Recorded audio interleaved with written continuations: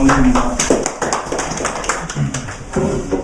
다양하신 분들이 와서 제가 강의 수준을 어떻게 맞춰야 할지 좀 고민이 되는데요.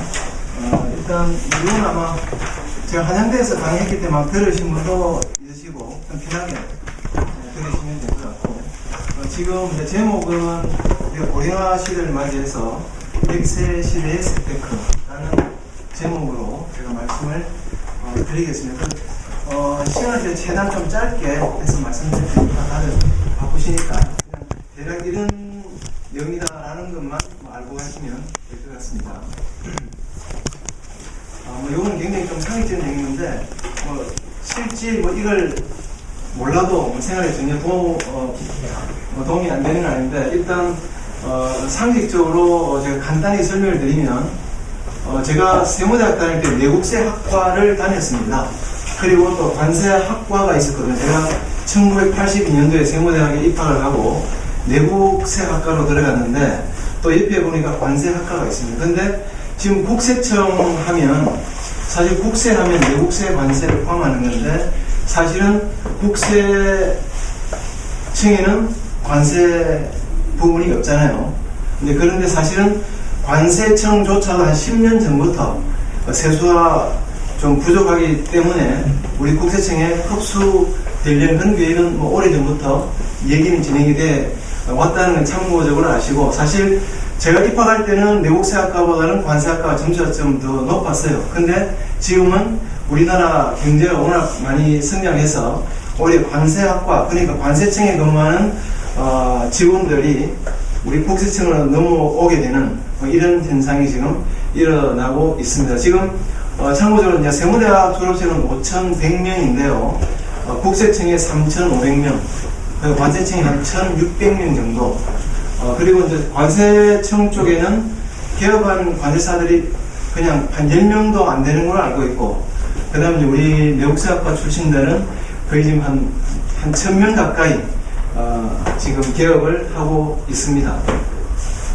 그리고 이제 보통세와 목적세, 이건 넘어가고, 그 다음에 직접세와 간접세는 참고적으로 아시면 좋겠는데요. 직접세는 자기가 소득이 발생되면 자기가 직접 내는 게 소득세, 간접세는 세금은 자기가 부담하지만 자기가 내지 않고, 그러니까 식당에서 밥값을 지불하면 식당 주인이 대신 내주는 이런 부가가치세가 간접세가 되겠습니다. 짧게 제가 설명하고 넘어가겠습니다. 절세와 탈세에 대한 내용은, 절세는 합법적으로 세금을 줄이는 행위가 되겠고, 이 내용은 뒤에 다시 설명이 나옵니다. 탈세는 불법적으로, 그러니까 자료상 행위라든지 또는 가공 세금 제한서 등등 이런 탈세 내용이 있고, 그 다음에 조세피는 절세와 탈세의 중간이라고 생각하시면 되는데, 이건 법의 미비점을 이용해서 세금을 줄이는 행위. 제가 1980년대에 세무서 근무할 때 삼성의 임원이 양도소득세 때문에 왔는데, 제가 과세를 하고 싶었는데 과세를 할 수가 없었어요. 왜냐하면 명의신탁 계신데 그때는 기간이 5년이 시효기 때문에 5년 전에 명의신탁을 하고, 그걸 나중에 소유권 넘길 때 양도를 하지 않고 명의신탁 해지를 해버리니까 이 과세할 수 있는 방법이 없는 거예요. 그럼 지금은 그런 경우도 이제 사기 기타 부정한 방법을 해서 정년화 상수는 15년으로 시효가 내려놨지만, 그때는 5년만 넘어도 명의신탁 해지로, 그러니까 보통 소유권 이전할 때 매매로 하지 않습니까? 매매에 의한 소유권 이전을 하는데 명의신탁 해지를 하니까 과세할 수 있는 방법이 없어서 제가 그때 굉장히 좀 답답하게 생각했는데, 어쨌든 그런 게 이제 조세 회피에 들어가겠습니다.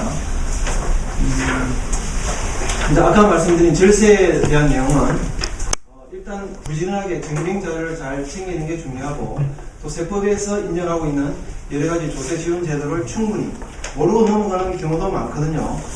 이런 경우에도 지금 오늘 오진 않았지만 한국납세자연맹 김준태 기장 같은 경우에도 예를 들어 근로자 같은 경우에도 연말정산 환급을 받는 경우는 5년 전으로 다 소급해서도 경정청구에서 환급을 받을 수가 있습니다.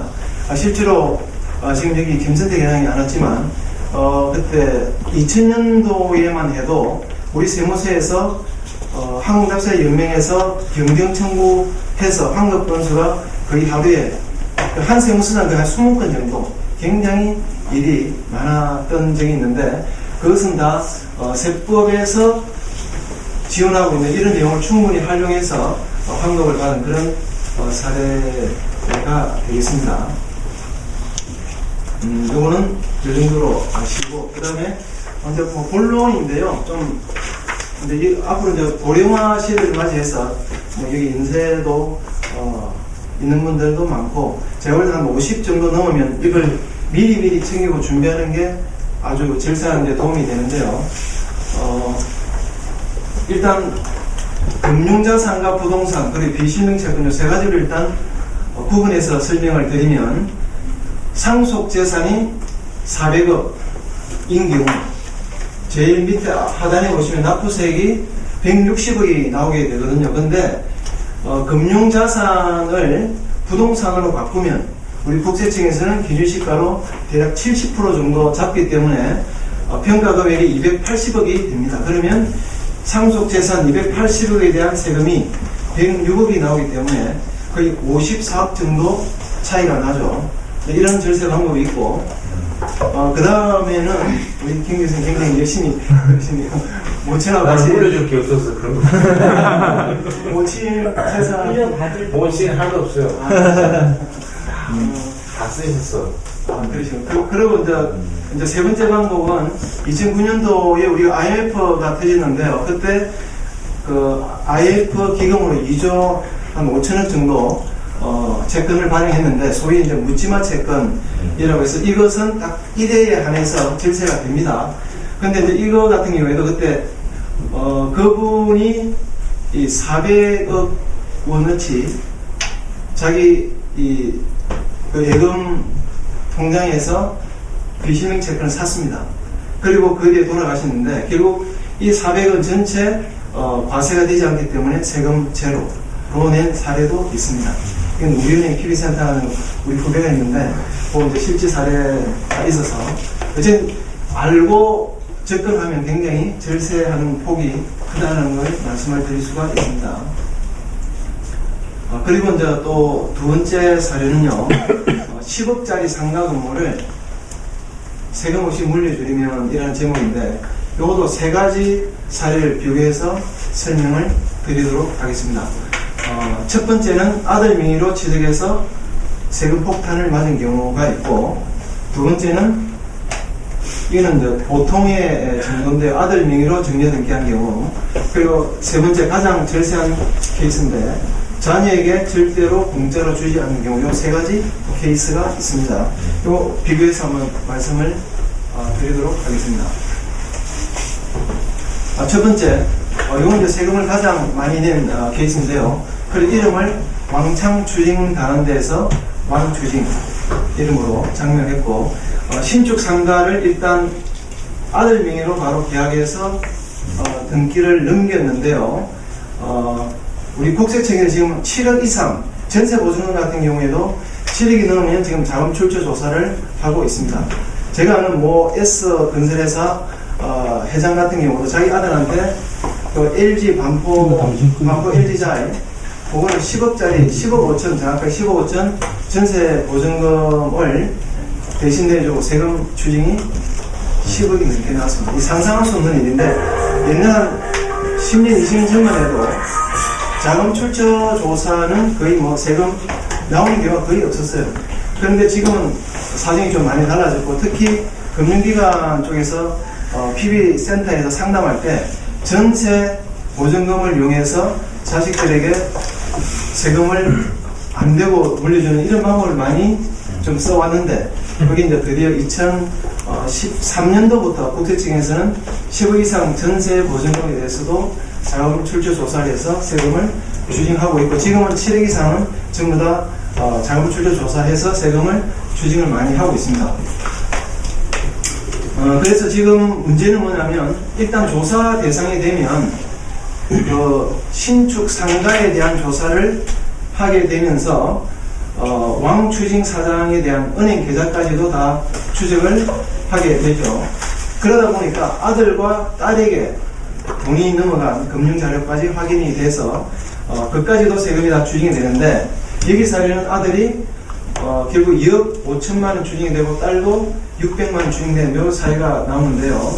또 문제는 뭐냐면 이 아들과 딸의 증여세에 대해서 아들, 딸이 직접 낼 세금이 없다 보니까 아버지가 대신 세금을 내줬습니다. 그랬더니 대신 내준 그 금액까지도 다시 추징되는 요게 아주 대표적인 케이스예요. 워낙 제가 저희 현직에 있을 때 워낙 많이 본 케이스이기 때문에 이거는 굉장히 좀 유의를 하셔야 되는데, 그러면 좀 더 나은 방법으로 어떻게 해야 되느냐 하면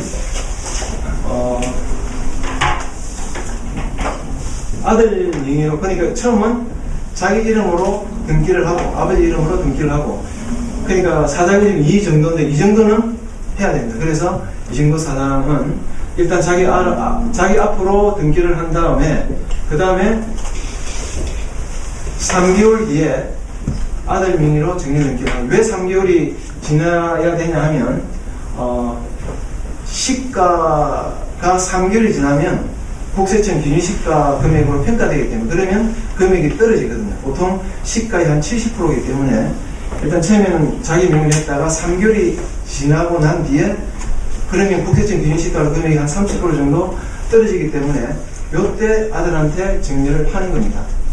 그래서 여기 세금은 국세청 기준시가가 7억으로 되기 때문에 세금은 1억 3,500만 원이 납부가 되고, 그 다음에 1억 3,500을 아들이 낼 돈이었기 때문에 그에 대한 자금 출처 소명을 해야 되는데, 그것은 아들 명의로 담보대출을 받아서 납부를 했기 때문에 아버지가 대신 갚은 게 아니라서 그것도 문제없이 넘어가게 된 사례입니다.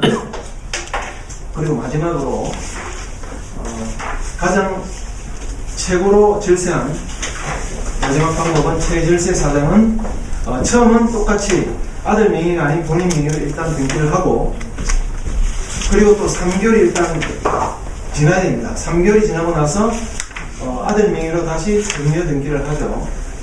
그리고 근데 이거 중요한 부분은 왔는데, 부담부 채권이라는 내용인데요. 이게 가장 절세하는 방법. 옛날 또 고위직 총리나 부총리나 이런 분들이 이 부분으로 절세를 많이 했는데, 청문회 가면 기자들이 이 부분은 편법이라고 하는, 이건 절대 편법이 아니고 100% 합법적인 방법인데 기자들이 좀 오해를 해서 그렇고요. 어쨌든 부담부 증여의 방법으로 하는 게 가장 절세가 되는데, 상가 건물 5억을 일단 전세를 내고, 그 다음에 또 아버지 본인 명의로 대출 예금을 받아서 아버지의 7억이라는 부채를 일단 만들게 되는데요.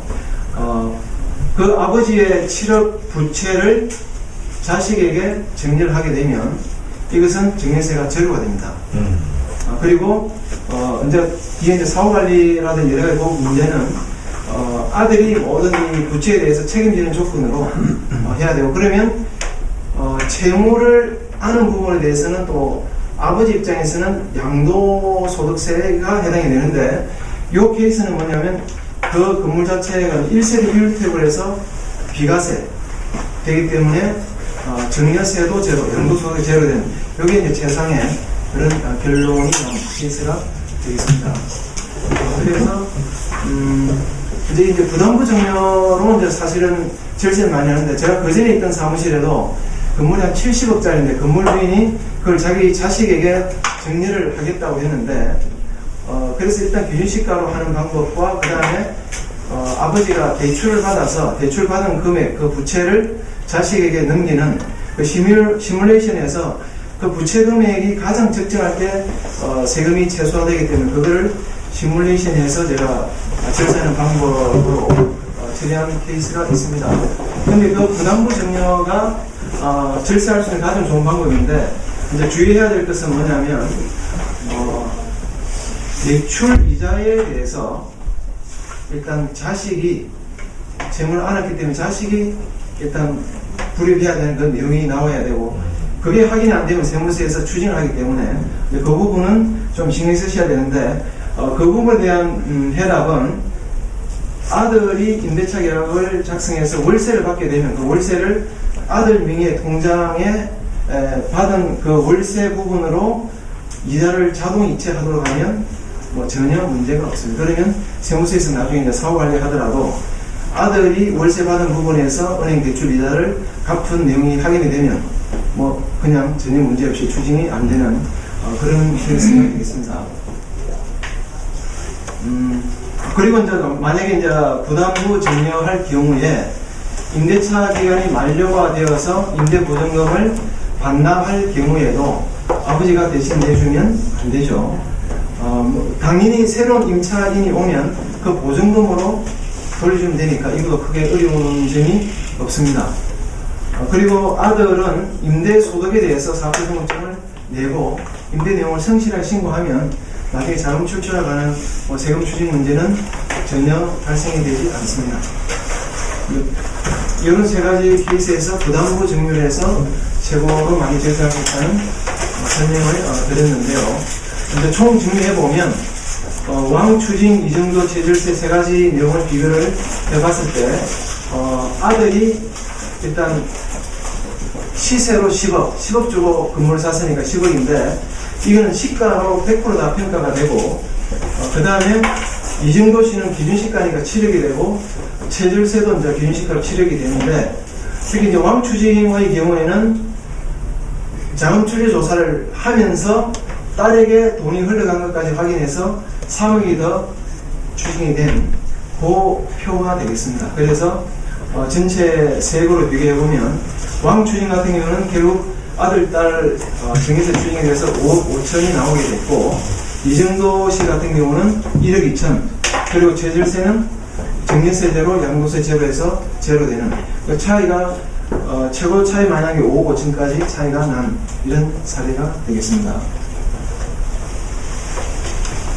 그런데 이제 또 문제는 여기서 끝나지 않고 나중에 세월이 흘러서 이 세 분이 돌아가셨을 때 세금 추징이 살았을 때 많이 된 사람은 죽어서도 또 추징이 많이 되는 그런 사례가 되겠습니다. 그래서 지금 왕추징 이정도 제절세의 경우에 상속재산이 30억이라고 했을 때 왕추징 같은 경우는 아까 금액이 일단 시가로 10억이 있었고 딸에 대해서 7억 딸에 대해서 3억인데 세금을 대신 내준 부분 그까지도 증여 금액으로 합산해서 17억이 됩니다. 그래서 세금이 토탈 12억이 나왔고 이정도 씨 같은 경우는 10억 제절세 같은 경우는 7억 그래서 살아있을 때 관리를 잘 못하면 죽고 난 뒤에도 상속세까지도 영향을 크게 미친다. 그런 내용이 되겠습니다. 현재 첫 단추를 우병우 씨 같은 경우는 300억이다. 할 수 있는 있을까요? 나중에 우리 기자분들 찾아서 다음에 발표하도록 보통 이제 최고세율이 50%니까 증여세 상속세 50%니까 50% 내야 되는데 근데 저번에 제가 아는 그 경희대 교수 같은 경우는 부동산만 100억을 받았는데 자기 말로는 거의 한 70억 낸 것 같아. 왜냐하면 원래 이제 물납으로 그러니까 그 사람은 부동산만 100억을 받았기 때문에 현금으로 세금을 내야 되는데 현금 낼 돈이 없으니까 물납을 해서 내야 되는데 물납을 하게 되면 그러니까 시가의 70%밖에 안 되니까 손해잖아요. 그런데 이제 대출을 받아서 내려고 하면 대출 받으면 또 감정평가를 하게 되겠죠. 그러면 국세청 기준시가보다 금액이 또 높아지기 때문에 또 세금을 더 내야 돼요. 결국 어떻게 했냐면 사채이자 5%를 했어요. 이게 실제 사례예요. 그래서 세금을 내요. 그게 더 유리하니까. 그러니까 시가보다도 감정평가 금액이 낮고 그 다음에 국세청 기준시가 낮기 때문에 이런 평가 금액 차이 때문에 결국은 부동산만 100억 받은 제가 아는 그 교수님 같은 경우는 결국 사채이자 5%를 내고 세금을 낸 케이스도 있습니다. 물론 여러 가지 케이스가 있지만 굉장히 좀 자기로서는 70%를 세금 냈다라고 얘기를 하니까 그러니까 이것저것 하다 보면 그 정도 들어갔을 거라고 저는 생각하는데 그러니까 미리 사전에 설계를 잘 하지 않으면 상속세 같은 경우는 이 자식들이 덤탱이 서는 경우를 너무 많이 봤습니다. 특히 상속세 같은 경우는 그 실무적으로 부딪히다 보면 이 재산이 많으면 많을수록 가족 전쟁이 일어납니다. 재산 수요만큼. 그 철천지 원수되는 것도 너무 많이 갖고, 뭐, 특히 이제 조사하다 보면, 내연녀가 와서도, 또, 상속재산 확인하겠다 하기도 하고, 또는 하여튼 배다른 자식, 등등, 이 완전히 인생에 있어서, 완전히 멘붕이 될 정도로 굉장히 완전히 이 철천지 원수들이 찾아오기 때문에 굉장히 민원 문제도 좀 많고, 그러니까 상속, 지금 이제, 고령화 시대이기 때문에 이 상속 때문에 자식들이 분쟁이 되지 않으려면 이 상속세 또 증여세 문제를 잘 알아야만 나는 비록 하늘나라로 가지만 자식들에게 평화를 주려고 하면 정말 지혜롭게 잘 하셔야 됩니다. 질문 하나 있는데요. 네. 여담인데 혹시 재단 같은 걸서 만든 건가요? 그래서 부자들이 그런 것도 하나요? 그러니까 이제 거기에 이제 아까 이제 조세 회피 수단으로 여러 가지 그런 재단법인사랑 공익단체를 만들어서 빠져 나오죠. 저도 열심히 연구해서 자기들 빠져. 아까 이병철 회장이 제로로다가 이건 회장한테 집 물려줄 때 바로 말씀하신 재단으로 넘어갔습니다. 네, 그렇게 해서 갔습니다.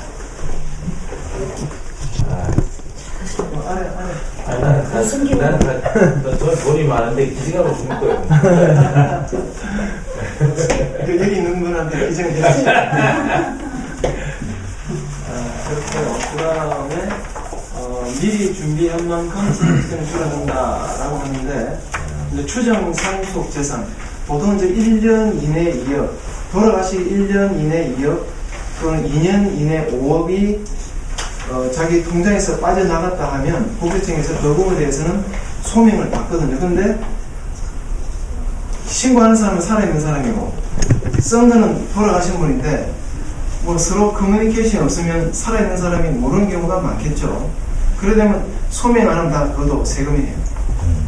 근데 그걸 다 우리 추정 상속 재산이라고 하는데, 왕추진 같은 경우는 소명할 거를 전혀 만들지 못했고, 제설세 같은 경우는 그러니까 자기 상속 재산 그 살아 있는 분이 돌아가시기 전에 자금이 나온 걸 정확하게 객관적으로 확인할 수 있는 돈을 써야 되면 현금 인출하면 100% 세금입니다. 본래는 한 10년까지는 다 상속세 조사할 때 다 추징할 수 있기 때문에, 물론 실무적으로는 10년까지 다 하지는 않습니다. 또 세무서별로 좀 차이 나지만 4년 정도 하는 경우도 있고 5년 정도 하는 경우도 있고, 그런데 또 사무처리 규정은 하위법이지만 보통 2년 기준으로도 할 수 있도록 되어 있는데, 2년만 가지고 금융 추적을 하지 않고 보통 1선에서는 이제 4년 내지 5년, 10년 하는 경우는 거의 없습니다. 본법에는 10년이지만 그것도 사실은 담당 공무원도 잘 만나야 되고, 또 세무서 또 거기도 또 잘 이렇게 만나야만 그런 조금의 그 차이를 혜택을 받을 수가 있죠. 2억이요? 우리 어머니 딱 2억 더 그러십니다. 그걸 이제 쉽게 말하면 절세를 하려면 그럼 그냥 근데 보통은 여러 가지 절세 관련된 책자에 보면 좀 주는 게 낫네요. 한 달에. 그러니까 보통 절세하는 방법은 이제 책자 보시면 아시겠지만 어머니 카드, 어머니 통장 있는 카드 있잖아요. 그걸 쓰시면 어머니가 쓰시면 되잖아요. 보통 그렇게 하라고 제 카드 쓰고 계십니다.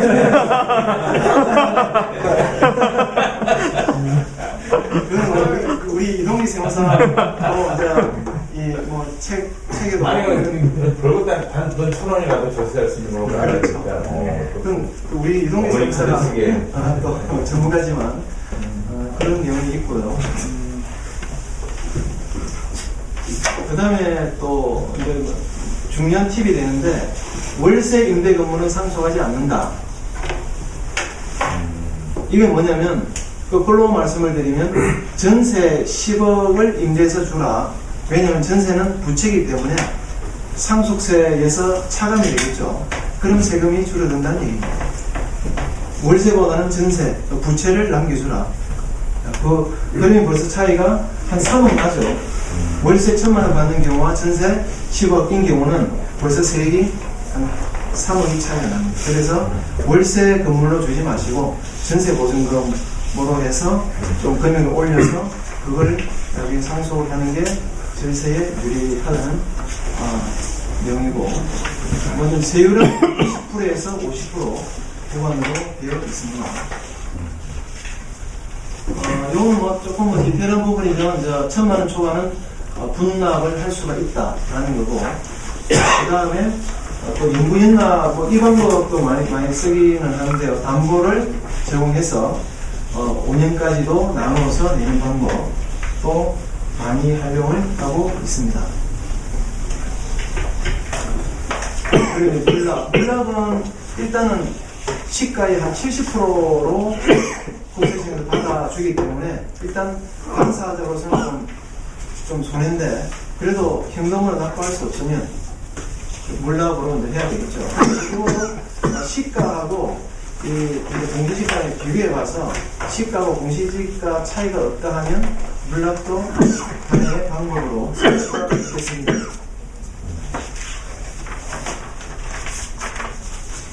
상속세 조사, 보통 뭐 일선 세무서에서 하는 경우와 또 지방청에서 하는 경우 금액이 지금 서울지방국세청은 50억 이상, 지방은 뭐 30억 이상은 일선 세무서가 아닌 지방청에서 조사한다는 그런 거는 그냥 참고로 하시면 되고, 근데 보통 상속세 조사는 보면 세무 대리인들이 굉장히 부담스러운 건데요. 왜냐하면 신고할 때 본인들이 알고 있는 내용과 다르게 전혀 엉뚱한 이 재산들이 워낙 많이 나오기 때문에 굉장히 좀 부담스러운 게 많습니다.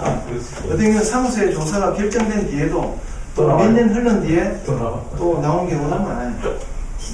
그래서 좀 어려움. 보통은 표현할 때 상속세 조사하면 덤탱이 쓴다 이런 표현을 많이 하는데 제대로 잘 관리를 해요. 그러면 검떡거리 사과를 땅에 묻어놓는다든지 받을 때는 몰랐잖아요.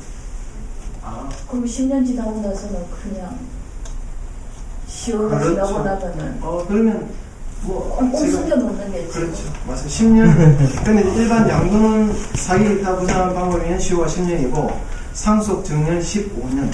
근데 15년 넘기면 돌아가시 15년 전에 금을 살아야 되겠네요. 그렇죠. 그러니까 보통은 아까 상속세 조사는 10년 단위로 10년 범위 내에서 조사하니까 앞뒤로 다. 그렇죠. 정리를 하더라도 10년 단위로 해서 관리를 하면 돼요. 이제 정리를 하더라도 주고 나서 또 10년 뒤에 또 정리하면은 합산이 안 되니까 또 그런 건 또 알고 그에 맞춰서 관리하시면 됩니다. 재밌네요.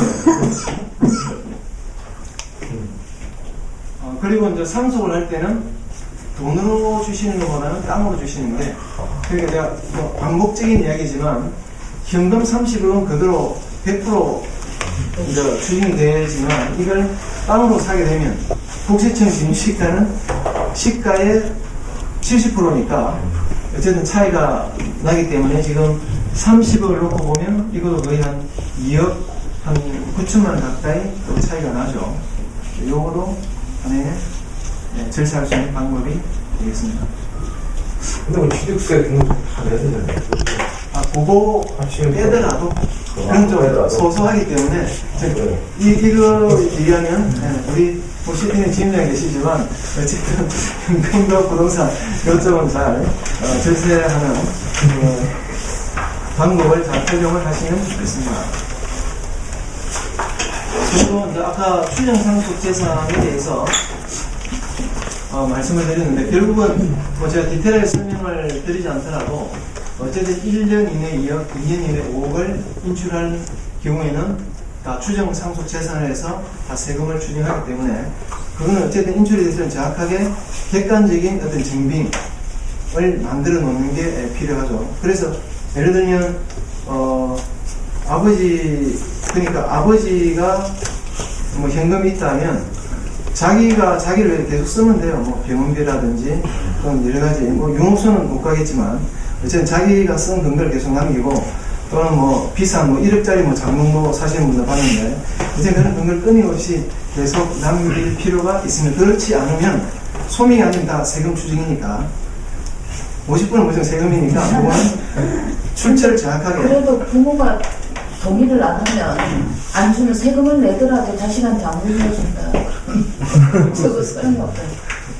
그러니까 이제 가족끼리 서로.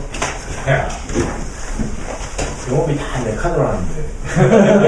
그거는 그거 좋은 건 아니에요. 어?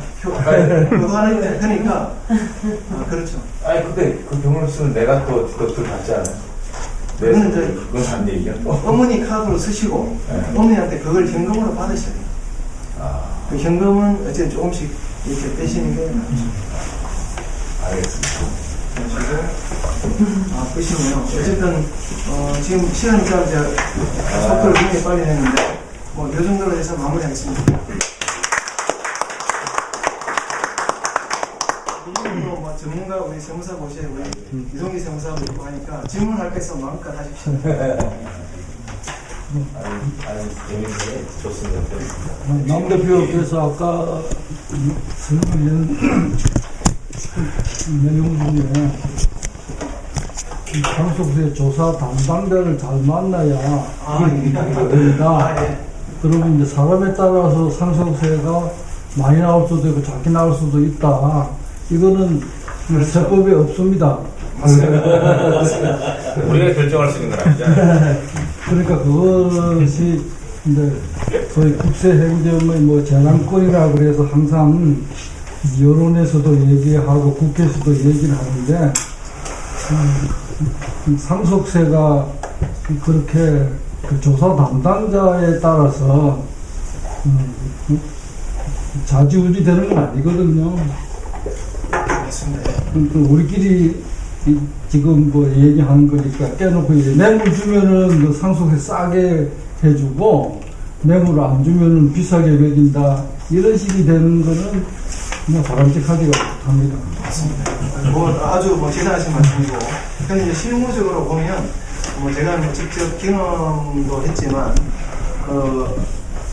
예를 들어서 조사 대상자 선정이 되는 것부터 그 보면 이제 조사 대상에 넣어야 될까 말아야 될까 이렇게 판단을 하는 그런 좀 미묘한 사항들이 늘 있습니다. 이게 모짜리 딱 잘라지는 게 아니고, 근데 이제 제가 아시는 분이 이제 자기 상속세 때문에 제가 세무서에 가서 확인해 보니까 이게 조사 대상 넣지 않고 그냥 끝낼 수도 있는 그런 사항이었는데 일단은 조사 대상 일단 넣었다 하더라고요. 근데 크게 문제가 없을 줄 알았는데 나중에 또 이게 금융 추적하다 보니까 굉장히 또 엄청난 뭐 이런 게 또 나오는 사례가 있었기 때문에 제가 이제 우리 실무적인 케이스를 가지고 제가 이제 말씀을 드렸는데 어쨌든 아까 말씀하신 것처럼 어쨌든 공평 세정에 있어서는 뭐 그런 거는 뭐 공익적으로 이야기할 수 있는 부분은 당연히 아닙니다.